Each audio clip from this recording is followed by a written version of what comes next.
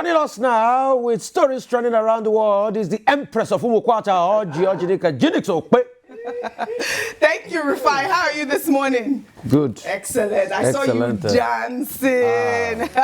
You were dancing this weekend. When back pain plenty, when you have a lot of back pain, what do? You dance it off, isn't it? So very good. good. Now going to be part of that dancing competition for the governors. Remember, I had said you're going to organize. Yes, that's so true. Are you going to do an entrant? Dance time. Alongside Governor of Osun, Lagos, and all the governors. Yes. Good morning. Our favorite Nigerian wife. How are you? Keep Rufai dancing. Well, all right. Well, good morning to you, viewers. Let's begin what's trending. As today marks the 5th anniversary of the EndSARS protests and the tragic Lekki killings of October 20, 2020, we pay tribute to victims of SARS and honor the legacy of a movement that captured global attention. The EndSARS protests brought together millions of young Nigerians demanding an end to police brutality and government accountability. The Sorosoke and Coconut Head generation took to the streets in peaceful demonstrations that culminated in the tragic events at Lekki Toll Gate, where protesters were shot at by security forces. Let's bring you a recap.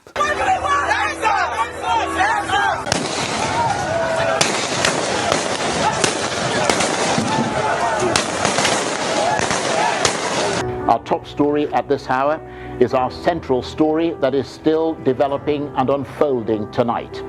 Sounds of gunfire have exploded on the streets in Nigeria's commercial capital, Lagos, as troops open fire on protesters there. There are reports of people killed and wounded as the Nigerian authorities move to end increasingly violent protests against police abuses. Riot police have been deployed across the country and a curfew has come into force in several states. We have special coverage tonight as Nigeria witnesses a major escalation after 2 weeks of protests against police brutality. But still, the protesters have remained on the streets. Look at Lagos, ladies and gentlemen, look at over there. Look at Lagos is on fire. They're blocked everywhere.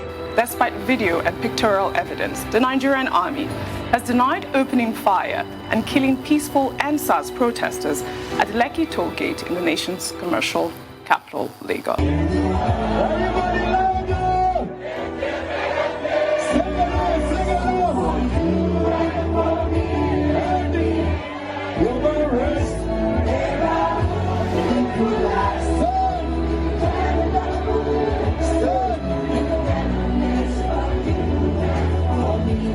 What a somber moment. As we mark this significant milestone, activist Omoyele Sowore's move to organize a protest against the detention of the leader of the indigenous peoples of Biafra, Nnamdi Kanu, around Aso Rock, the National Assembly Complex, Force Headquarters, the Court of Appeal, Eagle Square, and Shehu Shagari Way has been met with reactions. The Nigerian police force over the weekend urged demonstrators to respect a court order restricting protests around key government areas. Police spokesman Benjamin Hundeyin, while acknowledging citizens' rights to peaceful assembly and expression, stated that such rights must be exercised responsibly and within the limits of the law, particularly where public safety, national security, and the rights of other citizens are concerned. I mean, this statement has elicited reactions, and I'll take some posts on X. This is from Obiora, who wrote on X, "With due respect to the Inspector General of Police, the places mentioned in this release,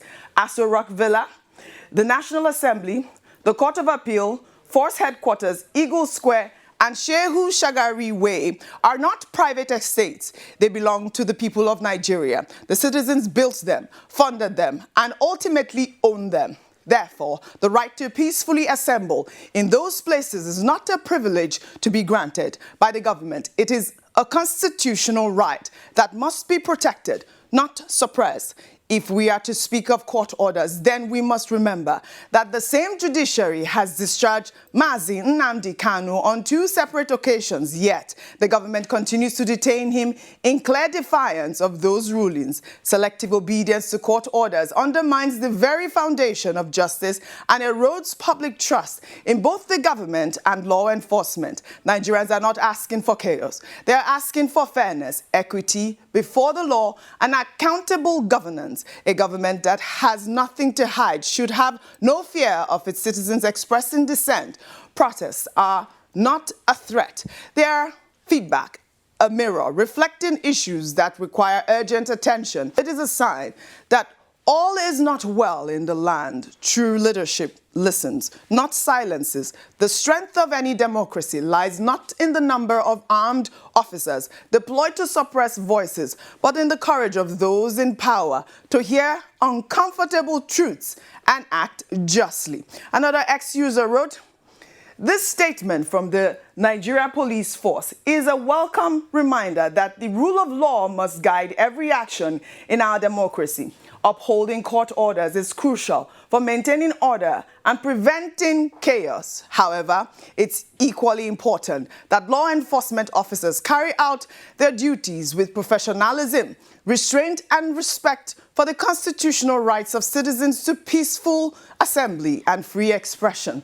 Peaceful protest remains a legitimate democratic tool for citizens to express their grievances, provided it is conducted responsibly and within the law. The police must therefore balance firmness and fairness, ensuring that while security and public order are protected, voices of the people are not unjustly silenced. Ultimately, both the citizens and the police share a common responsibility to ensure peace, justice, and respect for the Constitution to prevail in our nation." I believe that's what the ex-user is trying to say, Rufai. We know the EndSARS movement, represented a defining moment for Nigeria's youth, a generation that, leveraged social media and organized this protest that captured international attention. It is quite, glaring at this moment that the rule of law has to prevail in the land. And, I do admire activist Omoyele Sowore for actually tying in this protest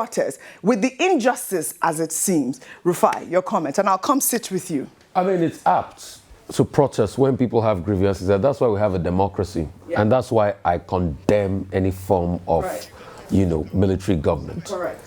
Because it's a democracy, people can protest. But in a democracy, when people protest and you stifle their voices and you kill them, it makes us get sad and even question if what we're practicing democracy. And you see, I'm particularly miffed by the way they've started to stifle protests. Just this morning, what happened? Omoyele Sowore went out with people to protest, and the next thing, tear gas. Daily Trust was reporting live bullets, live rounds being fired. Is this how to go? The same people that shut this country down for 2 weeks, Jonathan did not go after them like this. A lot of the people that protested Occupy Nigeria morphed into what is the APC today. We saw how they had a series of protests then. Were these not the same people that protested and put Jonathan's head and call him all sorts of names, Jonathan Haram and everything? Did they stifle their voices this way?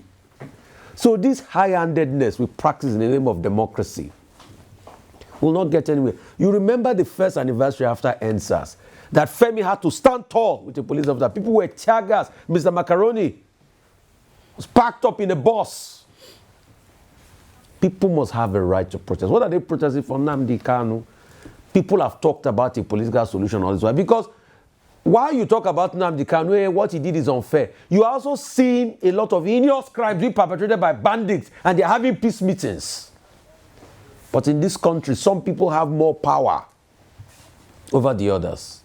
Like I've repeated, they have not said everything Nnamdi Kanu did was good. I disagree with some of most part of his advocacy.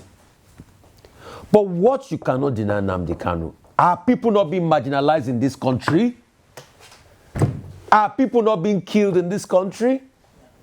So as long as that is happening and you don't have a level of fairness, then you're saying people should not talk? So I keep asking, which kind of democracy do we even practice? When it suits them, they talk. When it doesn't suit them, they go the other way. So please, people should be allowed to protest. Police should be there to protect them. I remember the famous protest when Chuba Okadigbo and Buhari went to protest in Kanu that they refounded them. That was where Femi Falana went to court and he got that judgment.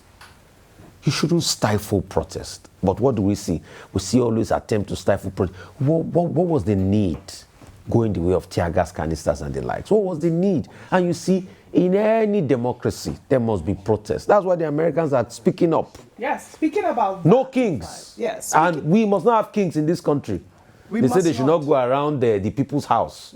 It's the presidential villa, not the people's house. No, in other parts of the world, don't people go to the White House? And the president will even take them on tours. Right. But you can't do... You see this country...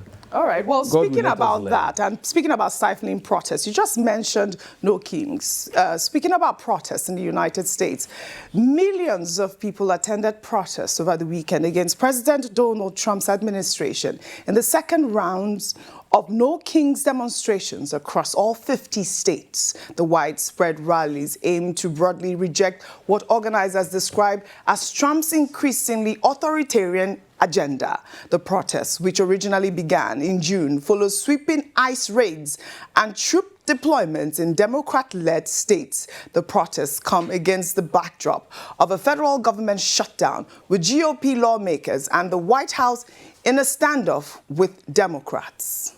My son is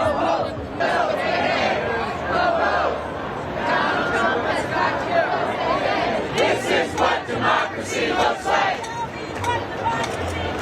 This is what democracy looks like. Get loud for our democracy. Release. Bimbai, look at that. It is reported that about 7 million people participated in the protests. Trump and Republican leaders have labeled the protests as anti-American. However, we saw states like Idaho, a deeply conservative state, turn out dozens of protesters. The scale and organization of these demonstrations reflect deep political divisions in America, with citizens exercising their constitutional rights, even as political leaders debate the legitimacy and impact of mass protest on governance and national unity. You didn't see where they tried to stifle this protest. Across all 50 states, yes, we saw some police out there, but this is the constitutional right, Bimbai. I think this is the key takeaway. Whether you're pro or anti this protest, the takeaway is that it was allowed to happen. It was done so in an orderly way.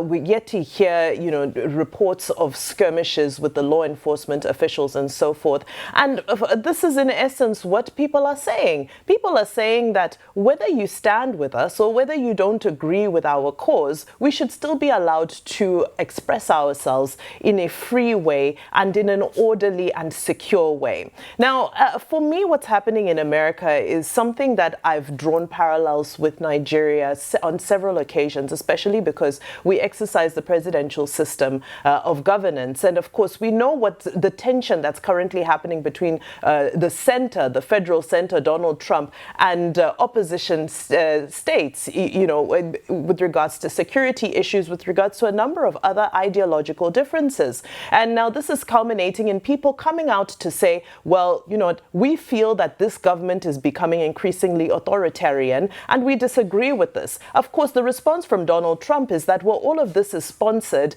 it's anti-American and it's just sponsored to make me look bad. But the takeaway is the fact that the people are allowed to take to the streets and express themselves, whether they are sponsored or not, whether they stand right or not. History will judge them, and history on several occasions has vindicated millions of Americans who have come out to protest in the streets to be able to voice their concerns. Now, the deepest concern in the global south is a phenomenon called hijacking protests that we see. We've seen protests become increasingly violent in a number of places. Now it's almost like it's like a catch-22 situations, because the more you stifle these outings, the more people are going to become aggressive in wanting to come out. What are some examples? You look at Kenya, you look at Nepal, there's several examples that we can look at where protests have turned extremely violent, and that is because there's a huge attempt to try and quell them. There's a huge attempt to try and take away people's rights to protest, and of course the outcome of that is violence. I hear in Abuja a number of people have been arrested this morning. That's besides the tear gas and the bullets that are flying around. And I just say, why can't we just trust our security services to ensure that protesters are kept safe, that they stick to whatever demarcated area has been allotted to them? That's most importantly. And number two, it does not need to degenerate. This narrative of protests being hijacked is an unfortunate one, and it needs to be brought to an end. And it's up to the police to protect protesters so that it doesn't degenerate and it doesn't get hijacked by those other people who have their own agenda. Well said, Vimbai. And you know that I believe Omoyele Sowore was saying that he hasn't been served any court order at the moment. So, we're waiting to see the developments of the story, and Arise TV will bring you guys up to speed. We'll take another story now from Anambra State, where our colleague, Arise TV anchor, producer and reporter Somi Maduagu was laid to rest this weekend. The funeral service was held at St. Teresa's Catholic Church in her hometown of Agulu, Anocha local government area. Somi's tragic death after an armed robbery attack at her home in Abuja last month drew extended family, friends, members of Arise News family, and well-wishers from across the country. Also present to pay his respects was former Labour Party candidate and former Anambra State Governor Peter Obi, who is also from Agulu. Let's take a look.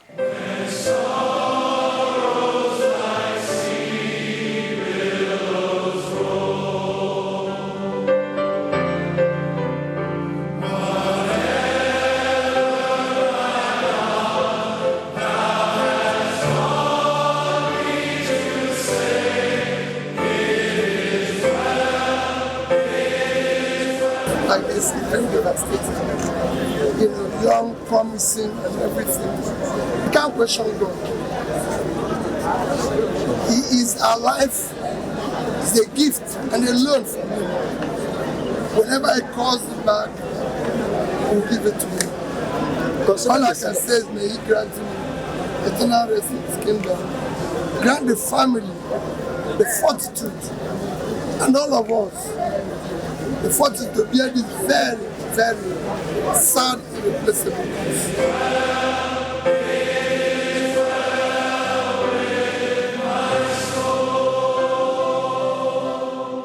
Somi, may your soul continue to rest in peace. No parent should ever bury a child. This was so heartbreaking last night when I watched her being buried. Your thoughts? So you're absolutely right. It's very, very sad, and our continuous condolences are with the Maduagu family. It's a difficult thing for any parent. You saw her siblings there, her sister Divine, her brother Osi there. They were said to be a very close-knit family, and to see that insecurity stole this young star. And that was what Peter Obi had said in his post, having gone there. He talked about how important it was for him to do this, especially because this was a young life cut off in her prime. And again, symbolic that it's from his state as well, and where he's from. Nigeria mourns, especially Arise TV mourns, and we hope that her soul continues to rest in peace. Amen. Amen. Somi, we will miss you. We'll forever miss you here on Arise. May your soul rest in peace. Well, let's now turn to disturbing allegations contained in a video that went viral over the weekend featuring Nollywood actress Regina Daniels, who appeared distressed while complaining about violence in her marriage to Senator representing Delta North Senatorial District, Ned Nwoko. In the footage, Regina Daniels was heard saying that she no longer feels safe in her home and is tired of the violence. Let's take a look. What's your way? Come now. Come. I will bump your eyes. Don't be there. Please, ma, we're begging you. Please, ma. Please, ma.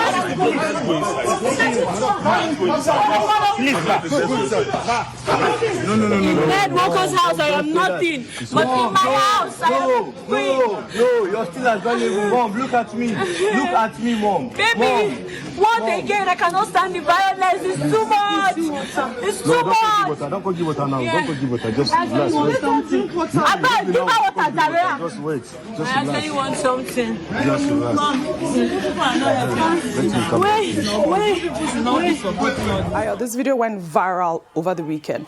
A man identified as Regina's brother, in response, posted warnings on his Instagram story, alleging Senator Ned Nwoko physically assaulted his sister and smashed her head on a wall before sending thugs.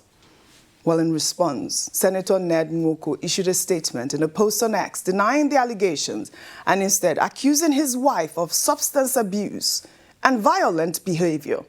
In his defense, the senator posted a video along with a caption, "Regina's unprovoked carnage and rampage in my house and in my absence." Senator Nwoko further claimed in the post that Regina's current battle with drugs and alcohol abuse is the root of the problems in their marriage, stating that she must continue rehabilitation or he fears for her life and safety. And I'll read a part of his post on X. Ned Nwoko wrote, "Regina is the violent one here, slapping and hitting 3 staff in the past 48 hours and destroying property, including cars and windows, for no just cause. The truth is, I have set a clear condition for her to accept rehab in Asokoro or outside Nigeria, especially Jordan, where she will not have access to drugs." And you know, this conversation has sparked a lot of reactions, sparked a debate on X.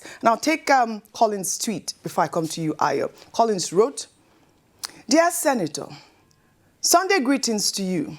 This statement you have put out raises several potential issues from a legal standpoint of view. 1, knowledge of criminal activity. If you had credible evidence long before now that named persons, Sami and Ann, are supplying illegal drugs to your wife, the law generally requires or at least expects that such information be reported to law enforcement. Failure to do this in certain circumstances constitute aiding and abetting. I'm guessing that to protect your wife, you have never reported drug supply and usage regarding your wife. 2, rehabilitation and consent. Forcing or coercing an adult into rehabilitation without legal authorization can amount to unlawful detention.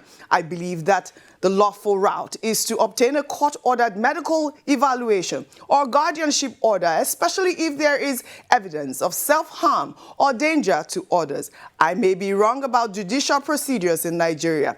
I think you should have a media team deal with this in the public space, or sometimes emotions get the best of us, while privately you deal with this matter." And you know why this story has come on television? It's because the senator is a public figure. I mean, this is a marriage situation, but if we have allegations, accusations of a senator violently smashing his wife's head on the wall, I mean, this, you know, it now becomes a public debate. I mean, these are the sort of questions that, you know, are raised. And the fact is, like the ex-user wrote out there, how is it that you have all this information about your wife and you never said anything about it until she comes out to say, "I am tired of this house"? Then you play the card. That's a lot of the conversation out there. You either play the prostitution card or the drugs card. Your thoughts? That's happened a lot in recent times. You're absolutely spot on. I was going to say that aside the moral and domestic part of this story, the key issues here are the fact that we're talking about a man who has the trust of his people sitting in the National Assembly as a senator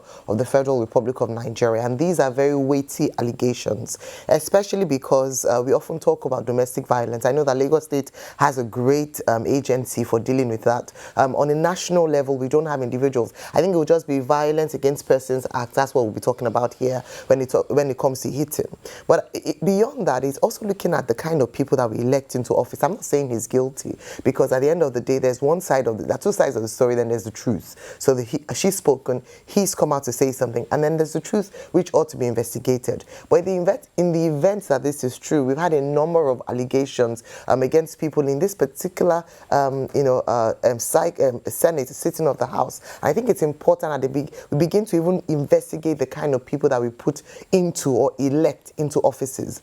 Beyond that would be then, if the allegations of domestic violence is true, I believe that it is high time as a nation we took a serious stance against this. We're talking about, and this is domestic violence against either husband or wife. We're still on the case of the policeman who we're still investigating whether or not his wife burnt him to death. We're still talking about Miriam Sanda, who was forgiven by the president for killing her husband. So we're talking about these things that start off as hits here and there and then turn. Let's not wait for a manslaughter case before we begin to cry blue mother. Let us talk about it now. And then I agree totally. The NDLEA Act speaks to drug use. We have a pervasive drug problem in Nigeria, particularly among young people. And so if we're talking about two public figures speaking freely about the access and use and abuse of drugs, it has to be investigated by NDLEA. And I hope that they will not be taken over by the fact that these are mighty or powerful people in Nigeria and not take on this investigation. Rufai, your thoughts quickly. So this attempt to constantly demonize people is so easy to throw in words like drug abuse and everything. And that tweet asked a very valid question. Abuse, prostitution and everything. Illness. I mean, we've had many cases by public officials. And that tweet asked a question, so why now? Because when both of them were doing Love in Tokyo, we all used to see all of them now. Is it not Ned Nwoko and his wife? Regina Daniels. We used to see them when they were doing Love in Tokyo. But you see, two things I'll say. Once abuse gets in, please leave, because abuse will never stop. Once drug gets in, please seek counseling, because it's hard to shake up a drug problem.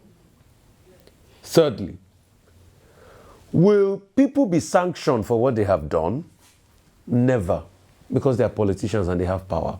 That's the downside to this country. Let me predict what will happen, and I might be wrong. A couple of months down the line, they will probably reconcile. Because money too is also a problem. Let us go back to the circumstances of the marriage in the first place. And that's why, please, women, not all that glitters is gold. So along the line, you will see what will happen is they will all tell us to mind our own business. Yes, a former minister and his wife have done that. They will tell us to mind our own business, that what God has joined together, let no man put us under. Probably what will now happen is the abuse might probably continue and we will not be privy to it. So in the end, yes, we have to talk as public commentators. But with due respect, that's why I don't like to put my mouth inside man and woman matter. We are just wasting saliva. But there is a role money plays in all of this. There is a role class plays in all of this. There is a role substance plays in all of this. There is a role power plays in all of this. If it's another innocent human being that will have done that, you will have seen all the NGOs that have to do with public. They will have filed court cases by now.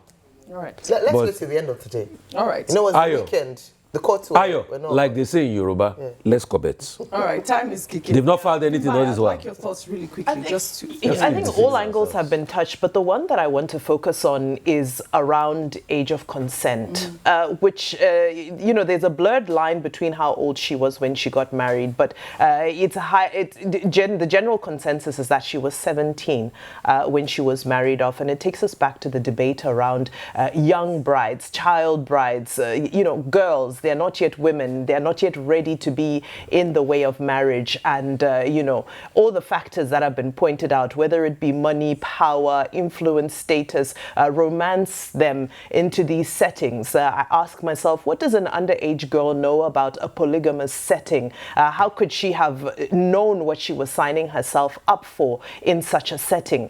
Everything is in the realm of allegations right now, but all we know is we have this video of a disgruntled, disheveled years-old young Regina Daniels, who has barely been in her marriage more than 5 years, I believe. And it's unfortunate to see that in a home that's supposed to be a stately home, that's supposed to belong to one of our respected leaders and family members, it's a family setting, that something would degenerate to this extent. And there wasn't a single elder or adult who could speak some type of sense into this situation, who could switch the cameras off in that moment. Yes, even if they're recording for the sake of their evidence, this isn't something that needed to be dealt with in the glaring eye of the public, because we are not going to help your situation, unfortunately, in this instance. Our commentary can only go so far. It's only the parties that are involved that are able to take charge in this situation and that are able to take the necessary actions. Now it's been brought to light. I'm glad that Regina has taken some time away from the public space to face whatever is currently going on. I hope that her husband can also take this away from the public space so that these issues can be dealt with, whether it be legally, whether it be whatever steps are taken. This is a sensitive issue. There are children also involved in the issue. So, we also have to restrain ourselves in, as much as we want to comment further on it. I hope the elders in this family come together and are able to mediate for something peaceful for the children specifically. We'll follow up on the story. We will follow up on the story. Well, let's now highlight the Ofala Festival, an annual celebration for the Igbo people, most notably in the community of Onitsha, celebrated by the monarch and their subject. The festival marks the end of the King's Retreat and involves vibrant cultural displays such as dancing, masquerades, and parades. The celebration serves to strengthen community ties and honor tradition through two major events, the Iru Ofala, where the king parades in full regalia, and the Azu Ofala, a day of feasting and tribute, where the king grants titles. Former Anambra State Governor Peter Obi joined residents of Onitsha to celebrate the festival. Obi described the Ofala as one of the most cherished cultural celebrations, recalling attending it since his secondary school days in a post on X, and commended Igwe Achebe for his commitment to preserving traditions, inspiring unity, and showcasing the richness of Igbo culture. Cha-cha-cha-cha-cha-cha, lucky.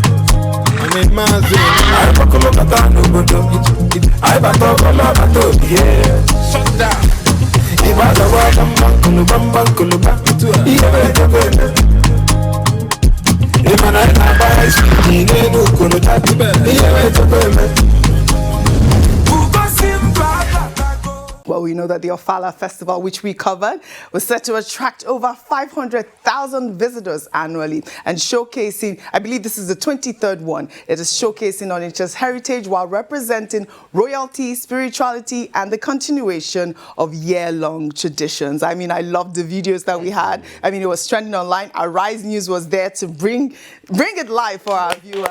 And, we really do support festivals like this. And we continue to support festivals like this. Congratulations, Ndi Anambra, Ndi Onitsha, and all the Igbo greats, really. Beautiful ceremony. Congratulations. Shall we now take our final story under entertainment? The prominent Adeleke family gathered over the weekend to celebrate the wedding of Brenda Adeleke and her partner, Diamond Orabi. Brenda is the daughter of the late former Osun State Governor, Ishaka Adetunji Adeleke. The two-day event was a grand affair, bringing together members of the famous political and social family. It showcased the close-knit nature of the Adeleke family as they gathered for the couple's union. dignitaries, friends, and well-wishers were in attendance, alongside global superstar and family member Davido. Tenny, the entertainer, was one of the bridesmaids who performed at the ceremony. And in his usual fashion, Osun State Governor Ademola Adeleke delighted guests with his signature dance moves. Let's take a look.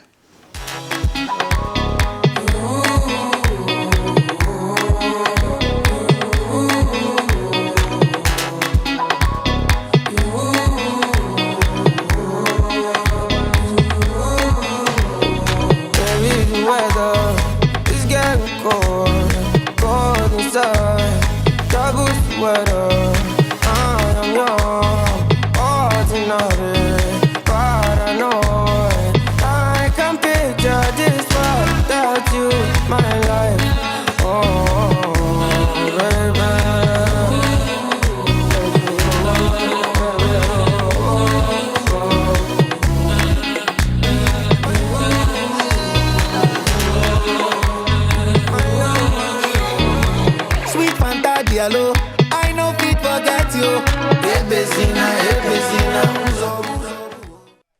You know Adeleke will never disappoint. Congratulations to the Adeleke family. I mean, this weekend we saw all the videos trending where they were all showing off their dance moves. Davido prostrating for the family. Congratulations to the couple. I wish them a happy married life. I'd love to thank you all for your great analysis as always on what's trending. I wish we had more time today. And congratulations, Governor Ademola Adeleke. Well, that's all I have for you guys on what's trending today. I'll see you all tomorrow.